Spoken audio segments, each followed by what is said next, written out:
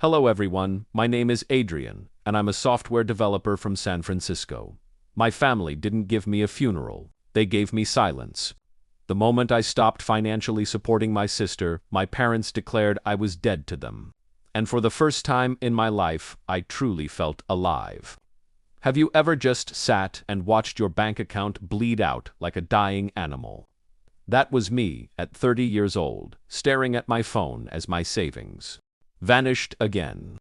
My mother, Carolyn, stood over me. Her voice was sharp enough to cut through steel. "Jasmine needs it more than you," she said. "She's struggling. She had gone through 5 career paths in 5 years. DJing, luxury candles, online coaching, fake designer dropshipping. All of it funded by me. I was working 60-hour weeks in back-end development, building security systems while she aligned her chakras on TikTok. I said, I can't keep covering for her. She didn't even flinch. "Everyone's as cold and transactional as you, Adrian." And there it was. Not concern, not empathy, just pure, cold judgment. As if saying no meant I lacked love. My dad stomped and puffed up like a threat. "She said you told her to get a job. What the hell's wrong with you?" I didn't even look up. Any job would be a start. The silence that followed was brutal. I knew it well. It was the sound of disappointment, curdling into disgust. My whole life I was the fixer, the fallback, the safety net they never thanked but always relied on. But something inside me snapped that day. "I'm done," I said, standing from the kitchen table like I just broke free from a trance. "I've given her enough to buy a house outright, and she blew it on champagne and custom business cards." My dad slammed his palm down. "Then you're no longer welcome here." My mother looked straight into me and said it like she'd rehearsed it in the mirror. "If you abandon her, Adrian, you're dead to us." I walked out without a second glance. That night, I booked a one-way ticket to San Francisco. My company had a small office there. I had just enough left to start fresh, barely. The messages started before I even boarded the plane. Guilt trips, threats, desperation. My sister crying about rent. My mom texting, "If you don't get on that plane, don't come back." I didn't.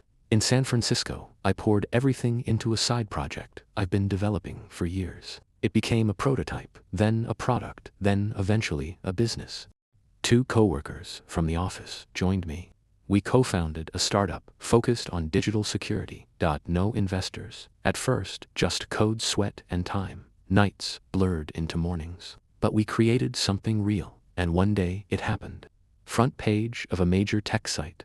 Atlas Sec, redefining cybersecurity from the inside out. My face, my story, all of it. And like clockwork, the past came calling. Jasmine called first. "Hey, big bro, so proud of you. I have this amazing business idea. What if we collab?" Delete. Then my mom, "Sweetheart, your dad and I are just so proud. We miss you. Can we talk?" Delete. "Dad, you should have told us about the company. We're still your family." Delete. 18 more messages followed. Aunts, uncles, cousins, who called me selfish when I said number 3 years ago.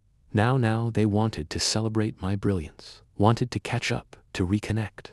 I didn't respond, not a single word. But the worst came late one night.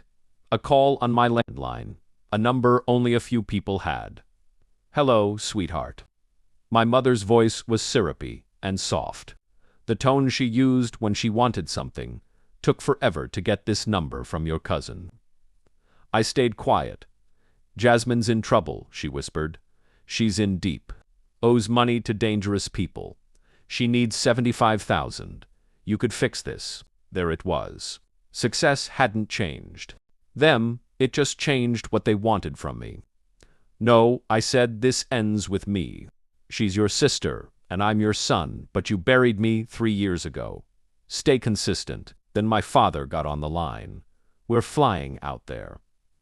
"No," I said calmly, "you don't have my address. And if you show up uninvited, I'll file the restraining order I already drafted. You wouldn't dare. Try me." I hung up, blocked the number, cleared my inbox, turned off every notification tied to my past. The next morning, I walked into my office. I nodded to my team, reviewed our international expansion proposal, and got to work.